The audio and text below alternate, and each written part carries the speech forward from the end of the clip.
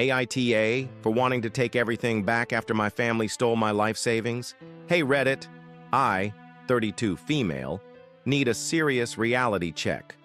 For the past 8 years, I've been busting my ass working as a software engineer in Dublin.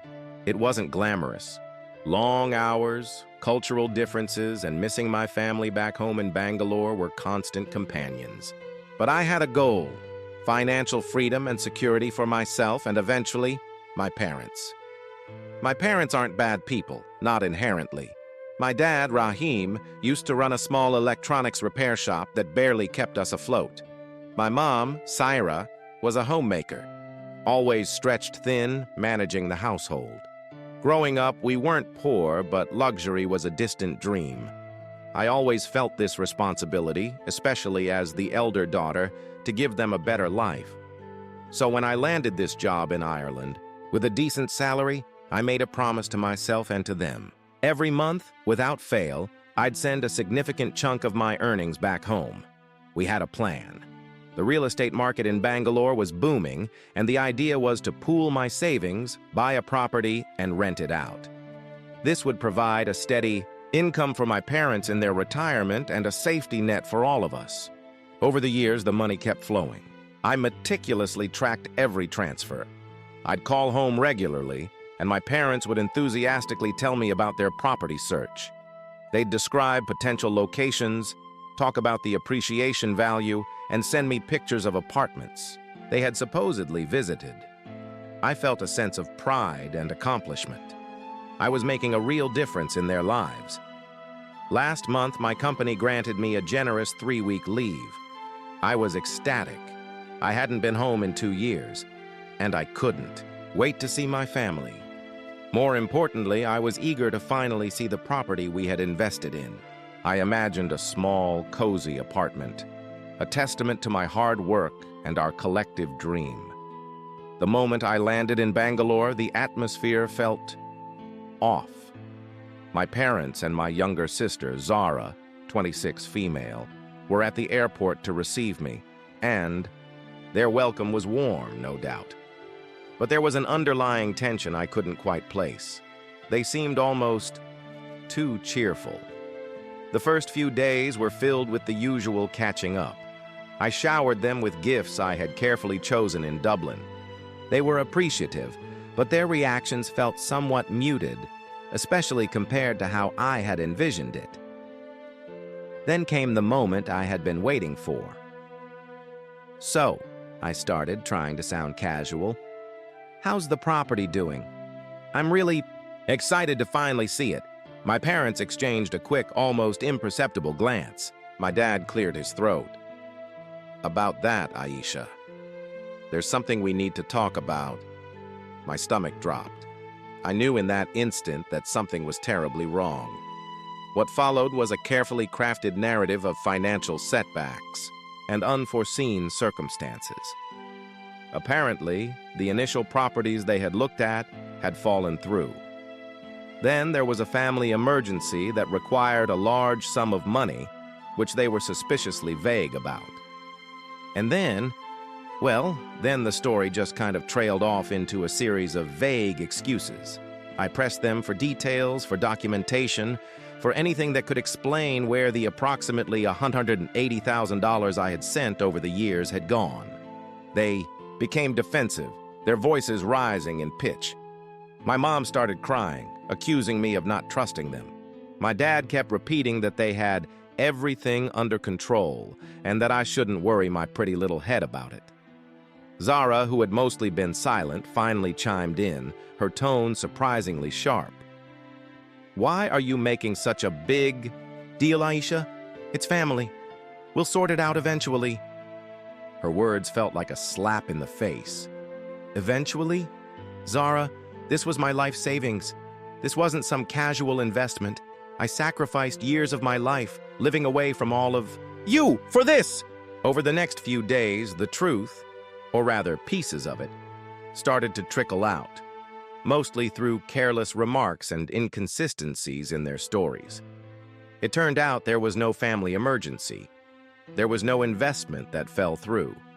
Instead, they had been living a life of luxury, funded by my hard-earned money. My dad had quit his struggling repair shop and started spending his days watching TV and meeting his friends for drinks. My mom had become obsessed with designer saris and expensive jewelry. And Zara. Well, Zara's life seemed to have transformed into a never-ending vacation. I found pictures on their social media, trips to Thailand, Goa, even a short European tour. They had been living it up while I was scrimping and saving in a foreign land, dreaming of our shared future. The worst part? Zara is planning a wedding, a lavish, extravagant affair at a five-star resort, complete with a destination pre-wedding shoot in Bali. When I questioned the source of this sudden wealth, they mumbled something about a loan and family support. But I knew. Every fiber of my being knew that this wedding, this entire charade of sudden affluence, was built on the foundation of my stolen dreams. The sheer scale of their betrayal hit me like a physical blow. It wasn't just about the money. It was about the trust I had placed in them, the sacrifices I had made, the future I had envisioned. They had not only stolen my money, but also my faith in them as a family. Initially, I was just heartbroken. I cried for days, unable to comprehend how the people I loved the most could do this to me. But slowly, the heartbreak morphed into something else. Something cold and hard. Something that craved justice, or perhaps revenge. I started documenting everything. Every transfer, every conversation, every piece of evidence I could find.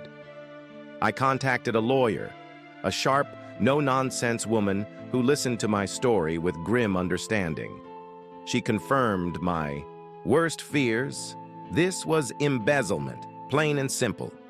Legally, I have a strong case, but the thought of dragging my own family through the courts, the public scandal it would create, it makes me sick to my stomach. But then I think about the years I spent away, the sacrifices I made, and the life they have been living at my expense, and the sickness turns into a burning rage. I haven't confronted them with the full extent of my knowledge yet. I've been playing along, attending wedding functions, acting like the doting elder sister. But underneath the surface, I'm plotting. I want them to feel the same shock, the same betrayal, the same financial ruin that I am currently experiencing. My lawyer has advised me to file a civil suit immediately. We can seek a recovery of the funds and potentially freeze their assets, including the wedding arrangements. But I'm considering other options too. More direct options. Zara's wedding is in 2 weeks. Everything is booked and paid for, presumably. With my money, the venue, the caterers, the designer outfits, the whole 9 yards. What if just before the big day the funds suddenly disappeared? What if the lavish dream she has been meticulously planning turns into a nightmare? My parents have also developed a taste for the high life. They've invested in expensive furniture, taken up memberships at exclusive clubs. What if those privileges were suddenly revoked? What if they were forced to sell everything to pay back what they owe me? I know these thoughts are vengeful, petty even. Part of me, the part that still remembers the loving family I grew up with, is horrified by these impulses. But the other part, the part that feels betrayed and financially devastated, is screaming for retribution. So Reddit, AITA for considering these drastic measures? Am I wrong for wanting to make them feel the consequences of their actions? Should I just go the legal route and be done with it? I'm torn between my desire for justice and the fear of completely destroying my family. Please tell me what you think. Update 1. Wow, I'm overwhelmed by the responses. Thank you all for your support and advice. It seems the overwhelming consensus is that I am NTA and that my family's actions are reprehensible. Many of you have suggested going the legal route, and I am definitely leaning towards that. However, the desire for a more immediate form of justice is still very strong. A few of you asked for more details about how they managed to keep this a secret for so long. Well, they were very careful. They'd always call me, never video call, citing poor internet connectivity. The pictures they sent of supposed properties were likely stock images or pictures of random buildings. They became masters of deception, playing on my trust and my desire to help them. Regarding the wedding, I found out that Zara has taken out multiple high-interest personal loans, likely to supplement the funds they siphoned from me. It seems they were so confident that my money would cover everything that they didn't even bother to be discreet. I had a tense conversation with my lawyer today. She strongly advised against taking any impulsive actions that could jeopardize my legal case. She's right, of course. As satisfying as it might be to pull the rug out from under them right before the wedding, it could potentially backfire. However, I'm not entirely ready to give up on the idea of a little disruption. I've started gathering more information about the wedding arrangements, the venue, the vendors, the payment schedules. Knowledge is power, right? Update 2. Things have escalated. Yesterday, my parents and Zara confronted me. They had somehow gotten wind of the fact that I had been speaking to a lawyer. The atmosphere was charged with hostility. They accused me of being greedy, of trying to ruin their happiness. My dad even had the audacity to say that I owed them this money for raising me. That was the final straw. All the residual love and affection I had for them evaporated in that moment. I calmly told them that I knew everything. I laid out the evidence, the dates of the transfers, the inconsistencies in their stories, the social media posts that contradicted their claims of financial hardship. They tried to deny it at first, but when they realized I had concrete proof, their facade crumbled.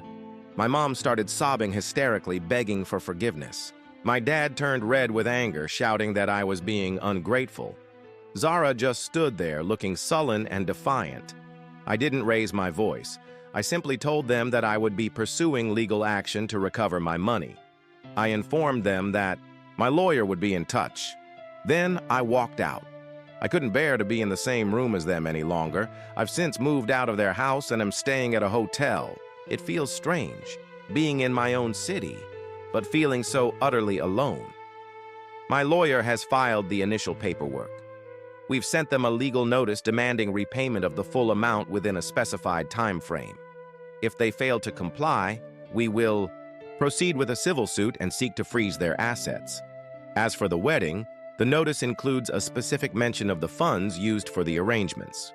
We are exploring the possibility of legally challenging those expenditures if they were indeed made using my embezzled money. I know this is going to be a long and messy process, but I am determined to see it through.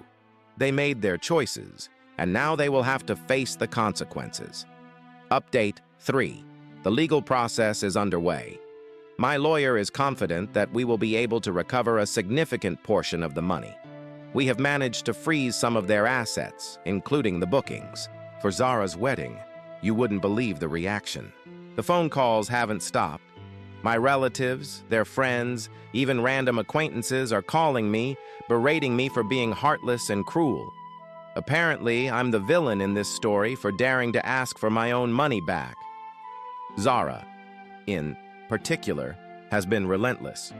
She's been sending me hateful messages, accusing me of ruining her life. She conveniently forgets that she and my parents were the ones who ruined mine. I've had to block their numbers and social media accounts. The emotional toll of this entire ordeal is immense. Some days I feel like I made the right decision. Other days, I question everything. Is this worth the pain and the destruction of my family? But then I remember the years of hard work, the sacrifices, the dreams they shattered. And I know that I can't back down. I deserve justice. Interestingly, some of the vendors for Zara's wedding have reached out to me privately. They haven't been paid in full, and they are now facing financial difficulties because the wedding has been put on hold. While I feel for their situation, it's not my responsibility to bail out a wedding funded by stolen money.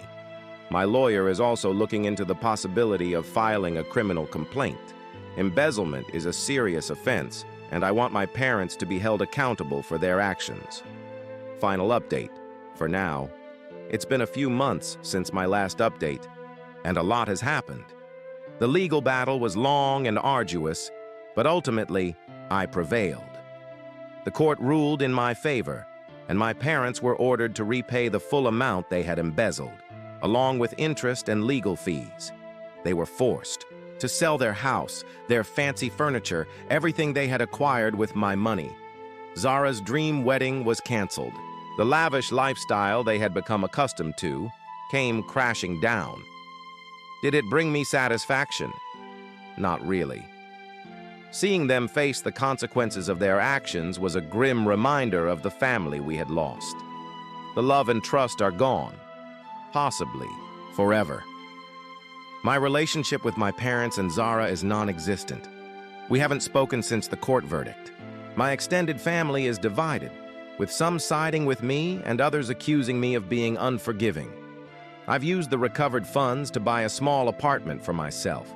It's not the grand investment property we had initially planned, but it's mine, earned through my own hard work.